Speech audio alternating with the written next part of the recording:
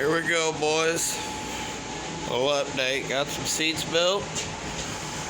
Firewall templates made. Floor pan is done. Bead rolled. Tack welded in. Flip it over. Do some welding underneath on the cross members. Think I'm going to have to lean the backrest back a little bit more. We got that engine in there.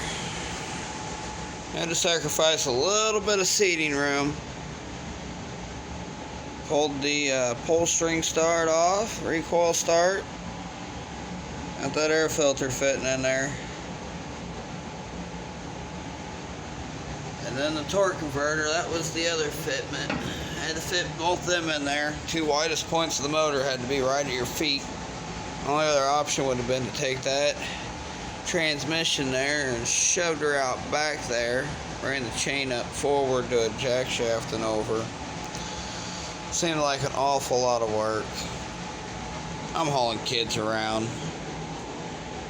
Time they get old enough, be fitting in there, they better have their own four-wheelers. But anyways, got all the final welding done.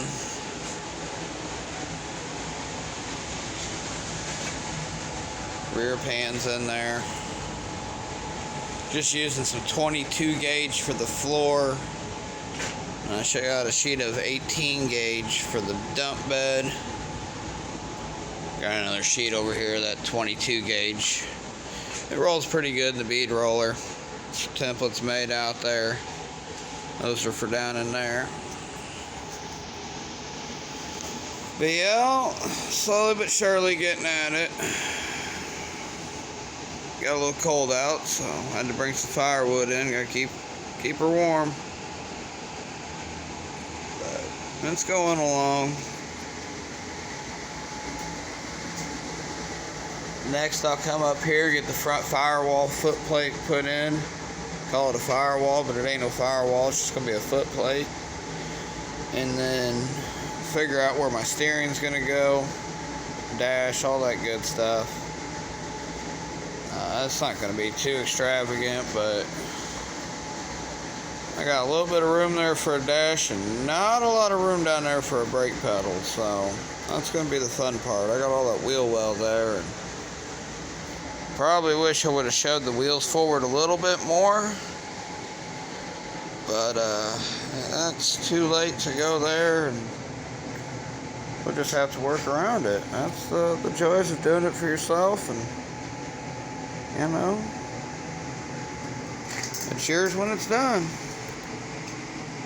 I ain't got no loan. Ain't nobody gonna come take it from me. That's the best part of this. Got a pontoon boat out there, paid $4,000 for it. If that fucker sinks to the bottom of the lake, so be it. I ain't crying. Pop-up camper cost me $2,500. You know, I spend my money with my kids. I'm gonna go buy some toys like this that I can build. That's the whole point of it. I've got $1,500, maybe $2,000. Maybe $2,000 in this thing. You can't go buy no side-by-side for that price.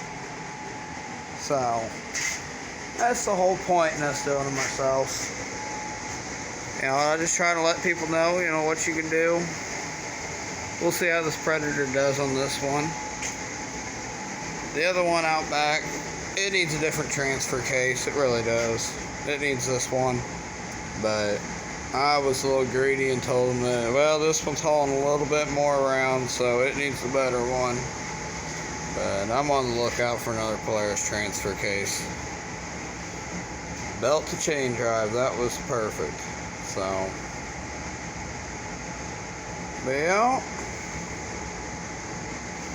a little bit of ram board for some templates. Take it over to the brake, crease it in the brakes. You get nice pretty creases, and there it is. It's a little wavy, but it gets the gist of it and gets it templated out on steel. I ain't wasting this $150 sheets of steel. So, Still got to come back here and wrap up the rear end. Still mocked up with some clamps. Thought about putting a chain on it. Maybe go riding around for the first test drive like that, but we might drill and bore it, get the sleeves and bolts through there. Front end's got a lot of work still. You get the rack and pinion in there, it's sitting down there, but I'm gonna cut down the tie rods, shorten them up.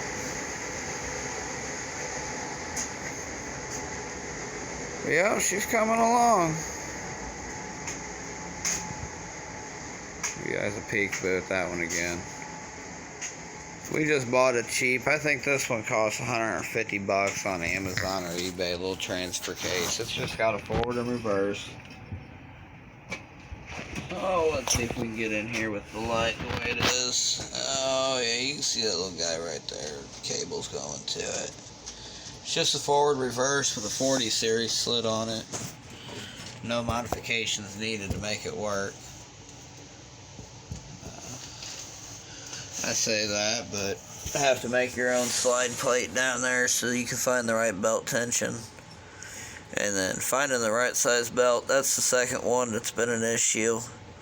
We're still fighting to find the right size or the right adjustment. So, fuel tank's got some moss growing in it or something. Every time we fill it up with fuel, it's got some floaty stuff in it. We've drained the tank, so we got a little piggy tank on there. It runs just fine with that piggy tank on it. Fill that tank up, runs like poop. Pull the carb out, or pull the bowl, full of some floaty stuff. So looks like water, but same fuel that's in that jug. No floaty stuff in that one. So we got a little work to do on this one, but ain't nothing got to get done in any amount of time. Ain't nobody pressing to do it. It ain't paying the bills. If I got to take off and not work on this, so be it. But there you guys go. I just want to let you see what it was, how it's coming along. Sunday night. About to go on home and get ready for the work day. Mechanic for a tree service, so Monday mornings is my hellacious day of what is not going to work on Friday. Or what did the guys not tell me Thursday and Friday that was broke that we're going to find out Monday morning. That's the joys of it all. The finding out days later that something's broke. Well, that's how we get paid, so. Come on, guys. Like and subscribe.